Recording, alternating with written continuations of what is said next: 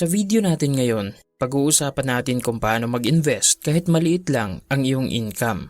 Mamaya itatalakayin natin ang 6 na investments na pwedeng simulan ng isang empleyado na kumikita lang ng maliit na sahod.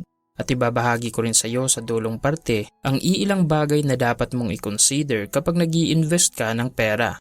Kung matagal ka nang nagtatanong kung paano mag-invest kahit maliit lang ang iyong income, sasagutin na natin yan sa videong ito.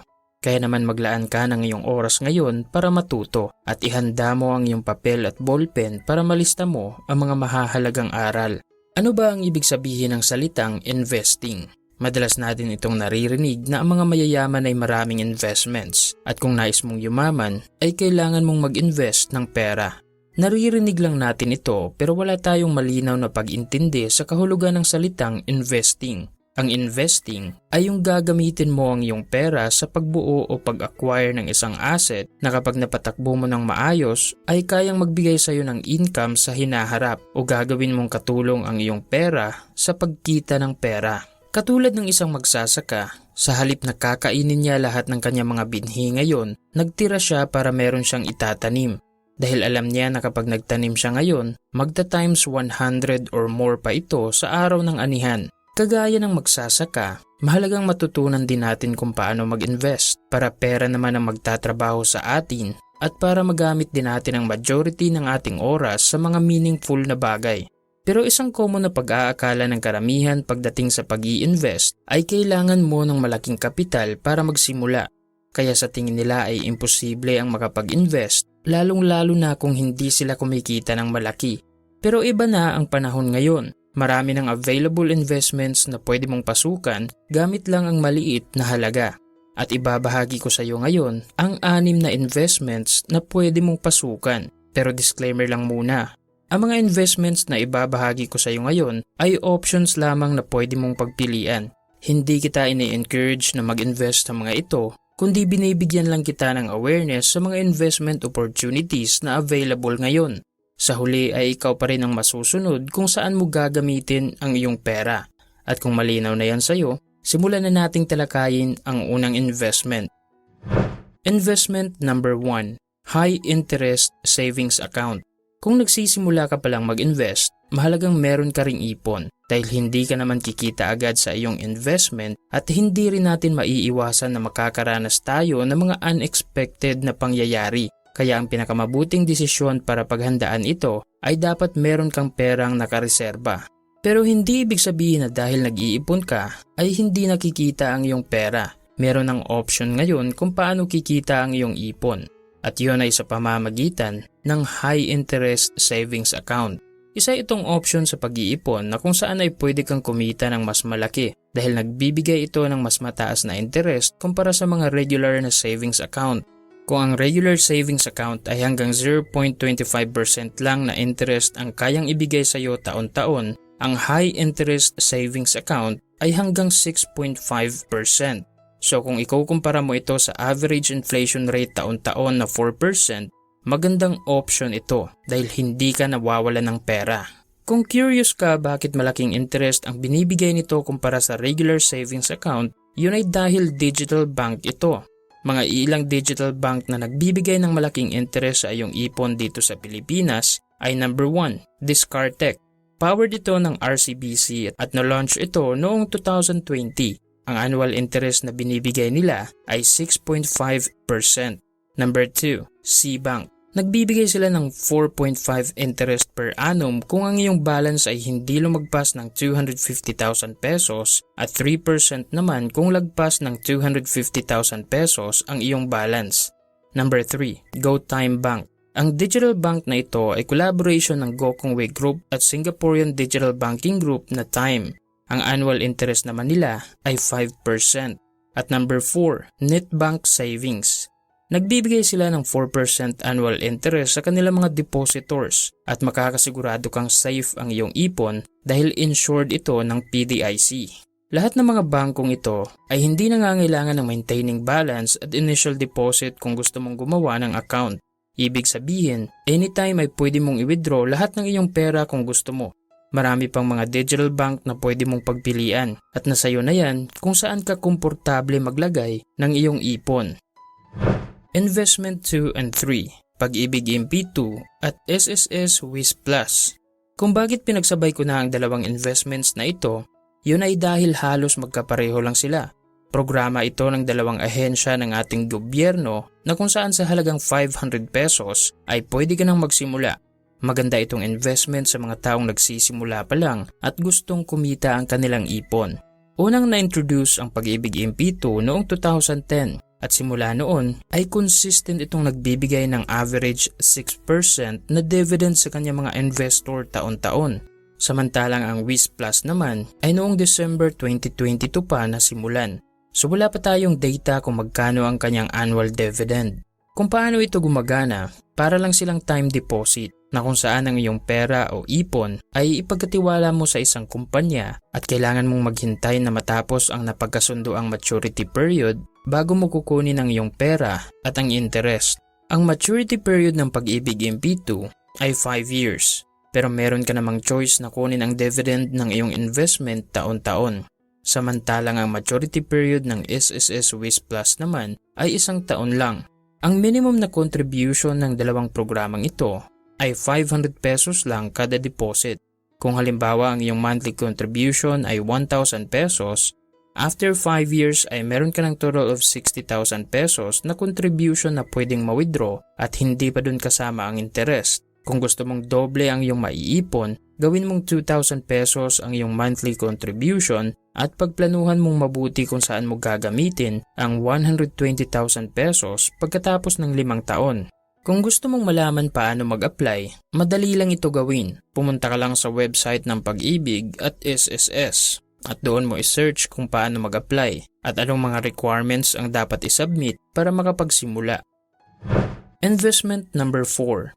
Real Estate Investment Trust o REITs.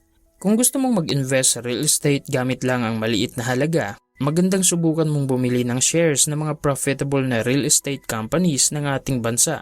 Kabilang dyan ang Ayala Land, Robinsons Land, Philinvest, Double Dragon at marami pang iba. Ang pag-i-invest sa REITs ay magandang option kung nagsisimula ka pa lang. Dahil una, affordable lang ito. Sa halagang 5,000 pesos or less ay pwede ka nang magsimula at kumita ng passive income. Pangalawa, mababa lang ang risk dahil mga subok na kumpanya ang lalagyan mo ng iyong pera, mataas ang chance na kikita ka dito. At pangatlo, madali lang ang proseso dahil magagawa mo ito online. Pwede kang bumili at magbenta ng REIT shares gamit ang platform ng mga online broker na accredited sa Philippine Stock Exchange. Para ma-maximize mo ang iyong earning potential sa pag-i-invest sa REITs, ay kailangan mong pag-aralan kung anong mga kumpanya ang consistent na kumikita ng pera taon-taon at doon ka mag-invest. Ang iyong kita o dividend ay matatanggap mo every quarter o every 3 months. At isa nga pala sa kagandahan ng pag-i-invest sa REITs ay meron kang control sa iyong pera dahil pwede mo itong ma-withdraw anytime. Kung paano magsimula, kailangan mo lang gumawa ng iyong account sa mga trading platform na accredited sa Philippine Stock Exchange, katulad ng BPI Trade, Call Financial, BDO Securities at First Metro Securities. Magagamit mo ang mga platform na yan sa pagbabuy and sell ng mga REIT shares. Real estate ang isa sa mga nananatiling profitable na investment hanggang ngayon. Maituturing natin ito na solid asset. Dahil habang lumilipas ang panahon, lalo ring tumataas ang value nito. Investment number 5. Maliit na negosyo. Kung meron kang passion sa isang bagay at gusto mo itong pagkakitaan, pwede kang magsimula ng maliit na negosyo. Maraming mga negosyo ngayon ang pwede mong simulan gamit lang ang maliit na puhunan, katulad ng pagbebenta ng mga lutong bahay, kakanin at desserts. Kung mahilig ka sa pagluluto at meron kang ekstrang oras pagkatapos ng iyong trabaho, pwede mo itong simulan. At ang kagandahan sa panahon natin ngayon ay mali-leverage mo ang internet. I-post mo lang ang iyong mga paninda sa iyong social media account para maging aware ang iyong mga kaibigan na potential customers. Marami pang mga negosyo ang pwede mong simulan ngayon, gamit lang ang maliit na puhunan. Kung gusto mong malaman, panoorin mo ang nagawa na naming video na ang title ay 6 na negosyong patok sa maliit na puhunan. Hanapin mo na lang ang link sa description ng videong ito. Investment number 6. Kaalaman at skills. Isa sa pinakamagandang desisyon na gagawin mo sa iyong buhay ay ang desisyon na mag-invest sa iyong sarili. Dahil ang katotohanan sa mundo natin ngayon ay binabayaran tayo base sa impact ng value na binibigay natin sa mga tao. Kung wala kang skills sa mga technical na bagay at kung ang kaya mo lang gawin ay kaya rin ng karamihan, maliit na sahod lang din ang iyong matatanggap dahil sa taas ng kompetisyon.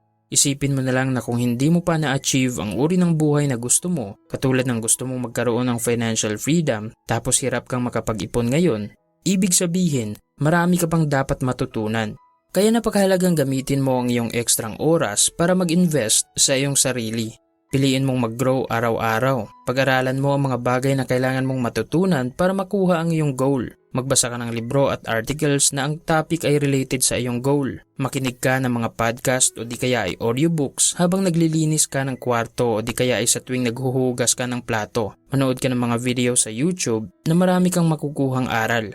At syempre, unti-unti mo ring i-apply ang iyong mga natutunan para malaman mo kung ano ang iyong mga strengths and weaknesses, kung ano ang nag-work at dapat gawa ng improvement. Hindi ka dapat naghahabol sa success. Trabahuin mo ang iyong sarili, mag-improve ka araw-araw at ang success, kusa na iyang lalapit sa iyo. Tandaan mo na lang ang sinabi ng sikat na author na si Brian Tracy, "To achieve something you've never achieved, you must become someone you've never been." Kung kumikita ka lang ng maliit na halaga ngayon at kung gusto mong mapalaki ito sa hinaharap, kailangan mo rin gumawa ng mga bagong desisyon na sa tingin mo ay makakatulong sa iyo para mapalaki ang iyong income at nagsisimula yan sa pag-i-invest sa iyong sarili. Ngayon na alam mo na ang 6 na investments na pwede mong simulan gamit lang ang maliit na halaga, ibabahagi ko naman sa iyo ngayon ang 5 bagay na dapat meron ka o dapat mong i-consider habang nag-i-invest ka ng iyong pera. Number 1, mag-set ka ng iyong financial goals. Mahalagang meron ka ring goal habang nag-i-invest ka para alam mo ang purpose ng iyong ginagawa. Nag-i-invest ka ba para sa iyong retirement, para sa college education ng iyong anak, para sa bahay? Kahit ano pa ang iyong goal, dapat alam mo yan dahil dyan mo ibabase ang iyong mga investment decisions. Number 2, dapat meron kang emergency fund. Mahalagang meron kang perang nakareserba para sa mga unexpected na pangyayari. Ang emergency fund o perang katumbas ng iyong 6 months to 1 year na expenses ay ang magbibigay proteksyon sa iyong investment at pati na rin sa iyong personal na ipon. Dahil sa halip na gagalawin mo ang pera sa iyong investment, meron kang perang nakareserba na para lang sa emergencies. Number 3, mag-invest ka sa investment na willing mong pag-aralan. Mataas ang chance na mawawalan ka ng pera kung wala kang alam sa investment na iyong pinasukan para lang iyang pagsusugal na kung saan ang iyong panalo ay palagi mong inaasa sa tsamba. Kaya karamihan din sa ating mga kababayan ay patuloy na na-scam hanggang ngayon dahil gusto lang nilang kumita kahit wala silang ideya sa isang investment. Kaya bago ka pumasok sa isang investment, mahalagang willing ka na pag-aralan ito. Number 4, hindi lahat ng investment ay para sa iyo. Kailangan mo ring tandaan na kung ano ang nag-work sa iba ay posibleng hindi mag-work sa iyo dahil magkaiba tayo ng sitwasyon, magkaiba tayo ng goal at magkaiba rin tayo ng risk tolerance. Kung kaya ng iba mag-invest sa mga risky na investment, hindi ibig sabihin na gagayahin mo rin ito. Ibase mo pa rin ang iyong mga financial decisions doon sa iyong goal.